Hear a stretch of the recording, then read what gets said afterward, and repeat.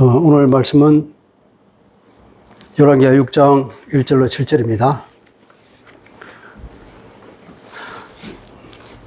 어떤 사람이 경비행기를 타고 사막을 횡단하다가 떨어졌습니다.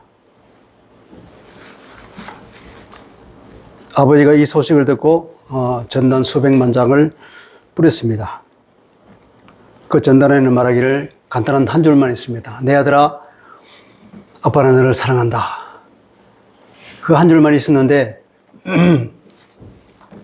이 아들이 그 사막을 흡지고 가다가 우연히 그 전단을 발견하게 되죠. 그 전단을 본 이 아들의 마음은 어떻겠습니까? 용기를 얻었습니다. 아, 나를 그토록 사랑하는 아버지가 나를 찾고 있구나. 아버지가 지금쯤이면 모든 사람을, 가용한 모든 자원을 총동원해서 나를 찾고 있겠구나. 그러면 내가 버티기만 하면 살 수 있겠구나. 그런 희망을 가졌습니다. 그래서 이 아들이 끝까지 그 희망을 잊지 않고 버텼죠. 근데 시간이 지나자 많은 수색 끝에 드디어 이 아들을 발견했습니다. 이 아들을 살린 것은 물론 열심히 구조를 한 그 구조대원들의 노력도 있겠지만 그때까지 참아준 것, 죽지 않고 버텨준 것이 중요한 거죠. 많은 시간이 지났잖아요. 과연 이 아들을 살린 것은 무엇이 이 아들을 살렸겠습니까? 오늘 우리가 읽은 이 본문에도 이와 유사한 점이 있습니다. 이 당시의 영적인 배경을 한번 보면, 역사적 배경을 보면 영적으로 굉장히 암울한 시대였습니다. 여러분 잘 알잖아요. 아합이 얼마나 하나님 앞에 악한 행동을 많이 했으며 그 당시에 얼마나 바알 숭배가 심했습니까? 근데 이때는 이제 아합이 죽었습니다. 아합이 죽었지만 아합의 아들인 아하시야가 왕이 되어서 곧 죽었죠. 그리고 이 아하시야가 아들이 없어 죽어서 이제 아합의 다른 아들이 왕이 됐습니다. 여호람이라는 왕인데요. 이때는 그 여호람 왕이 통치하던 시대입니다. 엘리야가 죽고 엘리야의 바톤을 이은 엘리사가 이제 활동하던 시기였잖아요. 그런데 이 아합 시대하고 그렇게 먼 시간이 아니고 또 그 위세등등한 이세벨이 아직도 눈이 시퍼렇게 살아있는 시기 아닙니까? 이게 매우 힘든 시기였죠. 그 당시 엘리야가 큰 승리를 거뒀지만 엘리사의 표독스러운 한마디 때문에 엘리야가 완전히 낙담했다는 얘기 우리가 잘 알잖아요. 내가 이 엘리야를 안 죽이면 내가 죽을 것이라고. 그렇게까지 공언했던 사람입니다. 드디어 엘리야가 하늘로 승천하고 하나님의 지시에 의해서 엘리야가 후계를 세웠는데 그 사람이 엘리사잖아요. 근데 이 하나님의 백성들은 그 당시에는 은밀하게 숨어서 지내야 했습니다. 엘리야도 얼마나 많이 도피하며 숨어 지냈습니까? 나중에 하나님의 말씀이 바알에게 무릎 꿇지 않은 남은 자를 7,000명을 하나님께서 남겨두었다고 그랬습니다. 눈에는 보이지 않지만 은밀하게 숨어서 신앙생활을 하는 7,000명이 있긴 있었는데 아무 소리 소문 없이 숨어서만 표면에 드러나지 않는 그런 백성들만 있는 거죠. 이 표면에는 전부 다 바알 숭배만 가득 차고 하나님을 경외하는 사람은 눈을 씻어도 볼 수 없는 그런 상황이잖아요. 이때 하나님의 일을 하는 엘리야와 그 계보를 이은 엘리사가 공공연하게 생활합니다. 함께 모여서 선지자를 모으고 선지 학교를 운영합니다. 이 사람이야말로 그 당시에 대표적인 남은 자죠. 어려운 여건 속에서도 목숨 걸고 여호와 신앙을 굳건히 붙든 사람들이었습니다. 하나님의 눈에는 이들이 얼마나 귀하게 보였으며 얼마나 그들이 하나님의 관심을 끌었겠습니까? 이 사람들이 학생 수가 점점 많아졌습니다. 그래서 이제 요단에 분교를 내자고 학생들이 제안을 하죠. 뭐 돈이 없으니까 생도들이 친히 나무를 베어와서 집을 짓기로 했습니다. 근데 각자 아마 도끼를 마련해서 일을 한 것 같아요. 도끼가 몇 개가 동원되는지 모르지만, 나무를 한창 이제 도끼로 나무를 자르기 시작하는데 한 사람이 도끼질을 하다가 그만 그 도끼가 도끼 자루에서 도끼 쇠가 도끼머리가 뽑혀서 저 물속으로 떨어져 버린 거죠. 이 물은 어떤 물일까요? 아마 도끼를 찾을 수 없는 정도니까 아마 요단 강이 아니었는가 싶어요. 지금은 요단 강물이 뭐 아주 작지만 그 당시만 해도 요단 강물이 꽤 컸을 겁니다. 모세가 요단 강을 건널 때 엄청나게 컸다 그러잖아요.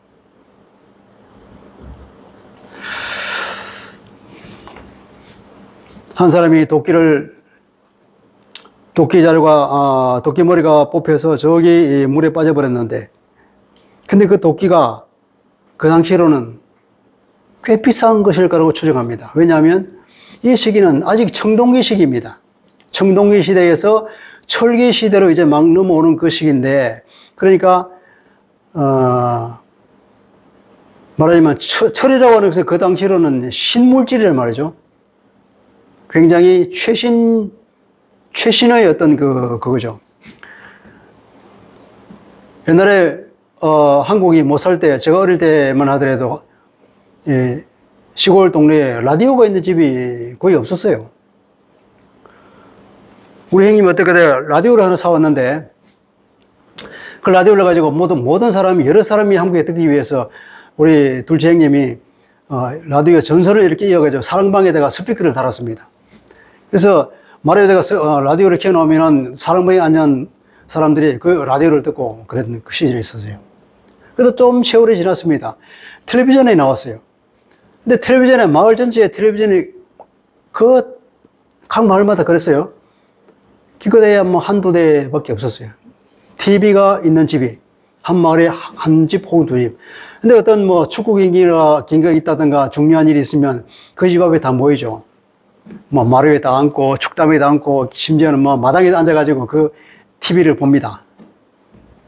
그만큼 새로 나온 것들은 부자들만 가지고 있는 것이지 가난한 사람들 언감생심 꿈도 못 꾸는 거잖아요.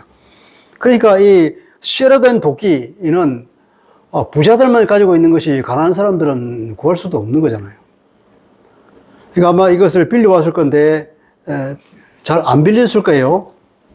아마 애걸복걸하면서 겨우 빌렸겠죠. 그런데 그것이 물에 빠졌단 말이죠. 이 가난한 선지 생도가 얼마나 황당했겠습니까? 난감했겠습니까? 굉장히 어려운 상황에 처한 거죠. 그러니까 이 도끼가 물에 빠진 것은 우리가 볼 때는, 하나님이 볼 때는 아주 사소한 일이잖아요. 아이고, 도끼 하나 빠진 것까지 뭐 그러냐. 못 찾으면 그만이지. 근데 이 생도에게는 매우 심각한 문제였거든요. 그 당시에는 불린 돈을 갚지 않고 그러면 자기가 몸이 종으로 팔려서라도 그 빚을 갚아야 되는 상황이에요. 그 당시 법이 그랬잖아요. 못 갚으면 자기가 그 집에 들어가서 일정 기간 종로로 해야 됩니다. 그런 상황에 처했는데 하나님께서는 엘리사를 통해서 이적을 일으켜 줍니다. 자연 법칙을 잠시 중단시켰잖아요. 여러분, 중력의 법칙을 압니까? 물이 높은 곳에서 아래쪽으로 흘러가는 것은 왜 그렇습니까? 중력이 있어 그렇잖아요. 중력의 법칙이라는 게 있는데, 중력의 법칙이 잠시 중단되면 어떻겠습니까? 그럼 물이 안 흘러가겠죠.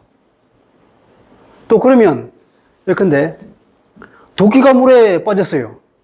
중력이 없으면 어떻게 됩니까? 도끼에게만 중력의 법칙을 중단시키면 도끼가 마치 공기방울처럼 될 거잖아요. 그러면 이 불이에 의해서 도끼가 푹 떠오르지 않겠습니까? 그래서 중력의 법칙을 잠시 하나님께서 중단시키면 그렇게 되는 거예요. 그러면 도끼가 물을 푹 떠올랐죠? 그래서 그것을 집어올 수 있던 겁니다. 그러니까 하나님께서는 이 자연 법칙, 중력의 법칙을 아주 선택적으로 잠시 중단을 시킨 거죠. 누가 할 수 있습니까? 이 일은? 창조주 하나님만이 하실 수가 있는 일입니다. 어떻게 그 중력의 법칙을 중단시킬 수 있겠습니까? 누가? 감히. 이런 놀라운 이적을 어떤 한 사람의 그 사소한 도끼 하나 때문에 그런 일이 있을 수 있는가? 여기서 우리는 하나님의 사랑을 읽을 수 있습니다. 특별한 하나님의 사랑을 볼 수 있죠. 물의 흐름을 멈춰 떨어졌을 때 그냥 떠내려가 볼 수 있잖아요. 그런데 떠오르고 그때 떠오르고 나서는 또 안 떠내려가고 그토록 있었단 말이죠. 그래서 엘리사가 그것을 집어라. 그러니까 나가서 그것을 잡고 가죠. 간단한 일 같지만 엄청난 일이 일어난 거예요. 하나님의 창조의 능력을 동원하지 않으면 있을 수 없는 일입니다. 이 한 사람 사소한 도끼날 하나 때문에 하나님의 창조의 권능을 다시 행사하셔서 중력의 원리를 잠시 멈추신 하나님.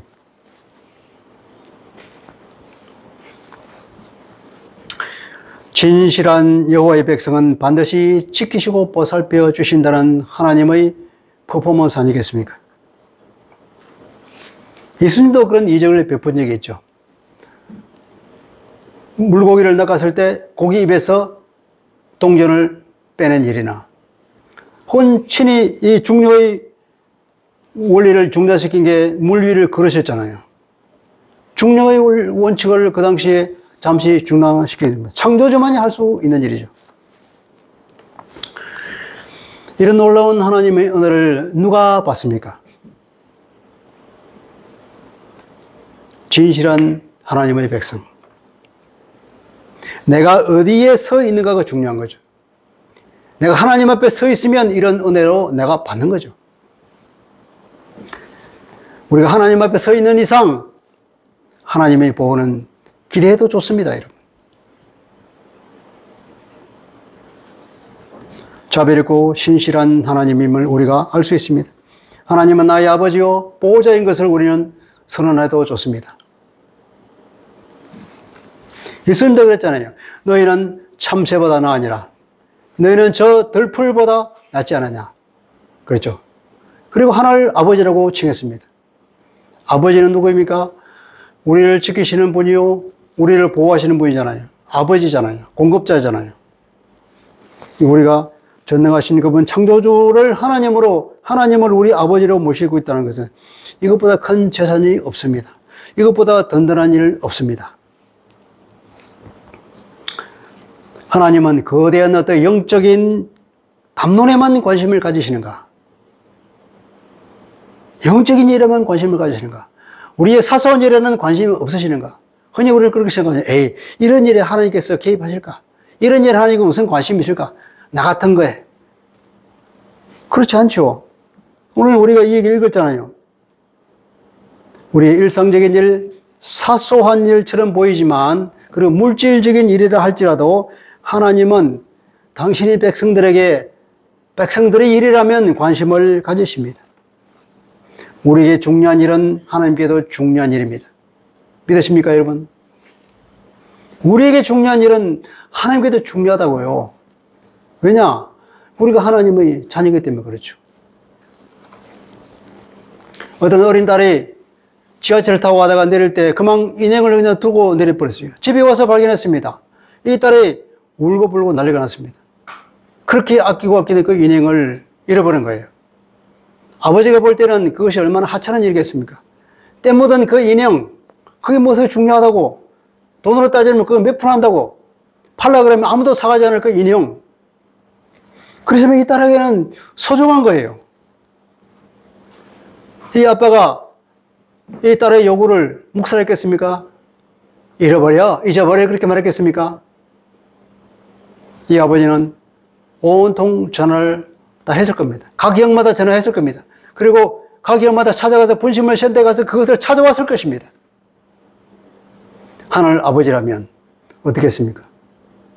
능력이 많으셔서 금방 찾아오겠죠. 하나님은 작은 쇠도끼 하나에도 관심을 보이십니다.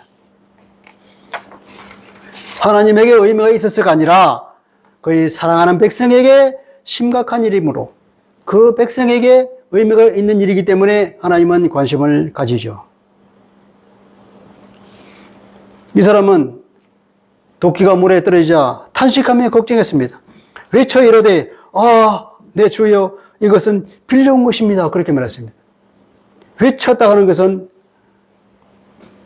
히브리 원문은 비명을 지르다는 동사입니다. 그 단어입니다. 아라고 하는 것은 고통을 나타내는 감탄사죠. 비명을 지르면서 고통스럽게 말했다는 거 아닙니까? 아, 선지자님, 이것은 빌려온 것인데요. 낭패가 났습니다. 하는 얘기 아닙니까? 그러니까 그 도끼는 그 성지 생도에게는 그 사명과 관련이 있는 거라고요. 생계와 관련이 있는 겁니다. 그 사람의 양심에 걸린 중대한 문제라고요. 그러므로 우리에게 일상적인 사소한 일이라고 생각되는 것일지라도 여러분 기도하십시오. 우리에게는 중요한 일입니다. 우리에게 중요한 일은 하나님께도 중요한 것입니다. 하나님은 모든 것을 나의 입장에서 바라보는 나의 아버지심을 믿으시기 바랍니다. 이 선지 생도처럼 비명을 지르며 기도할 때에 하나님은 들으실 것입니다. 어떤 사소한 일도 나에게 심각한 일이라면 기도하십시오. 하나님은 들으십니다. 하나님은 우주보다 크신 분이지만 당신의 백성의 일이라면 작은 문제도 귀하게 여기시는 분입니다. 우리에게 사소한 문제는 없고 하나님께 무관심한 문제도 없다는 것을 깊이 인식하시기 바랍니다. 시편 91편 14, 5절입니다. 세 번역입니다. 하나님께서 말씀하신다. 그가 나를 간절히 사랑하니 내가 그를 건져주겠다. 그가 나의 이름을 알고 있으니 내가 그를 높여주겠다. 그가 나를 부를 때에 내가 응답하고 그가 고난받을 때에 내가 그와 함께 있겠다. 내가 그를 건져주고 그를 영원하게 하겠다. 예언적인 시 아닙니까? 시편은 다 하나님의 예언적인 말씀입니다. 그가 나를 간절히 사랑한다. 하나님을 사랑하는 백성을 두고 하는 얘기 아닙니까? 그가 나를 사랑하니 내가 그를 건져주겠다. 그가 내 이름을 알고 있으니 내가 그를 높여주겠다.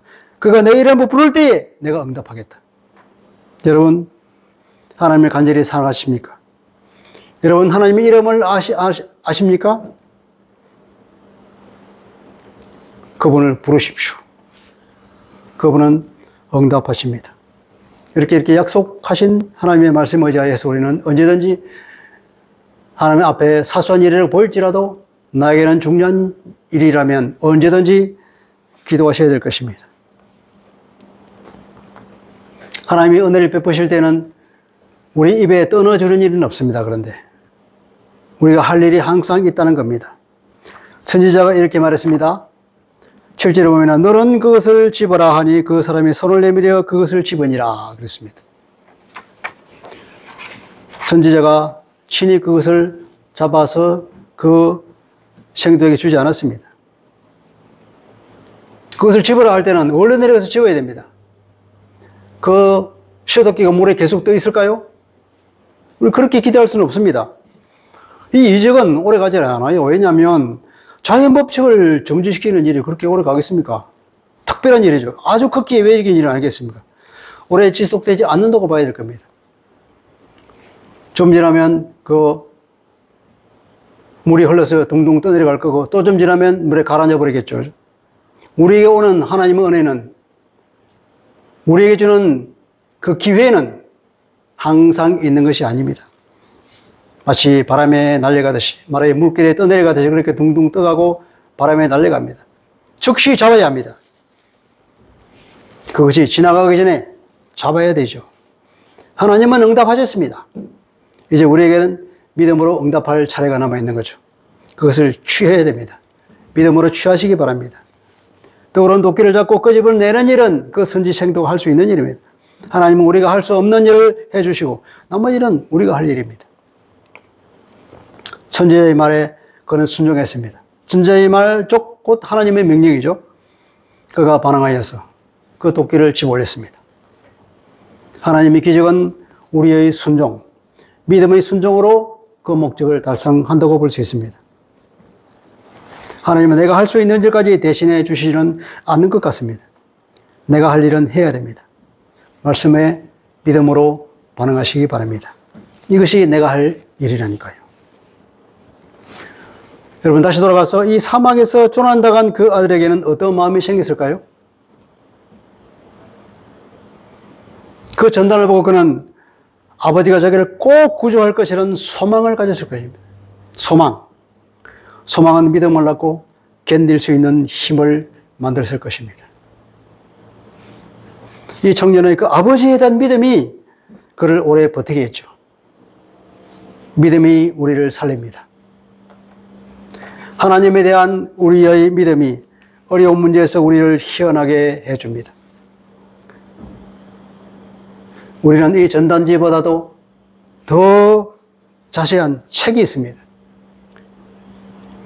신약과 구약 모두 66권의 책이 있습니다. 얼마나 구구절절히 하나님의 사랑이 표현되어 있습니까? 그래서 우리는 믿음으로 하나님께 부르짖어야 될 것입니다. 우리에게 중요한 문제라면 하나님은 그것을 결코 작은 문제로 여기지 않으십니다. 여러분, 당신의 인생이 어려움에 처했습니까? 하나님의 이 각별한 사랑, 이 세심한 사랑은 물속에 가라앉은 내 인생도 떠오르게 해주실 것입니다. 여러분, 내 인생이 물속에 가라앉았다고 생각하는 분이 있습니까? 걱정하지 마십시오. 도끼가 떠오르듯이 하나님께서 그 중력의 법칙을 멈추는 순간 내 인생의 도끼도 즉시 떠오를 줄 믿습니다. 오늘도 하나님 우리에게 묻습니다. 어디에 빠뜨렸느냐? 어디에 빠뜨렸느냐? 그 선지자가 여기입니다 그랬잖아요. 선지자가 즉시 나무를 베어가지고 던져버리니까 도끼가 떠오른 거죠. 기도하고 믿음으로 기다립시다. 이 흘러가는 은혜를 우리가 순종으로 잡읍시다. 이 한 해 믿음으로 하나님이 주신 풍성한 은혜를 마음껏 누리는 복된 한 해 될 것입니다. 기도하겠습니다. 그러하신 아버지, 오늘은 선지생도가 빠뜨린 도끼 이야기가 성경에 쓰여졌습니다. 그 이야기는 바로 하나님께서 얼마나 당신의 사랑하는 백성들을 세심하게 돌보시고 사랑하시고 관심을 가지고 있는지를 우리에게 보여주는 똑똑한 표본이 되고 있습니다. 하나님 보실 때는 그 도끼 한 자루 얼마나 사소해 보이는 일입니까? 아무것도 아니는 일이지만 그러나 그 선지 성도에게는 중요한 일이었습니다. 하나님의 입장에서 보지 않고 당신의 백성의 입장에서 아무리 사소한 일이라도 영적인 문제가 아니라 물질적인 문제라도 하나님의 백성에게 중요한 일이라면 하나님께서 중요하게 여기시고 친히 간섭하시고 창조의 능력을 동원해서라도 그 은혜를 베푸시는 하나님의 사랑을 보게 됩니다. 우리에게 주신 하나님의 사랑, 십자가의 사랑이야말로 그것을 대변하고 있습니다. 우리에게 있는 놀라운 하나님의 사랑하심, 우리를 날마다 불꽃 같은 눈으로 바라보고 계신 하나님을 바라보게 됩니다. 우리는 하나님의 자녀요, 하나님은 우리의 아버지이십니다. 우리의 보호자여 공급자심을 믿고 우리가 든든하게 믿음으로 반응하며 우리에게 주신 그 은혜를 날마다 믿음으로 취하는 놀라운 삶이 펼쳐지기를 우리에게 큰 은혜로 이끌어 주옵소서. 예수 그리스도 이름으로 감사하며 기도합니다. 아멘.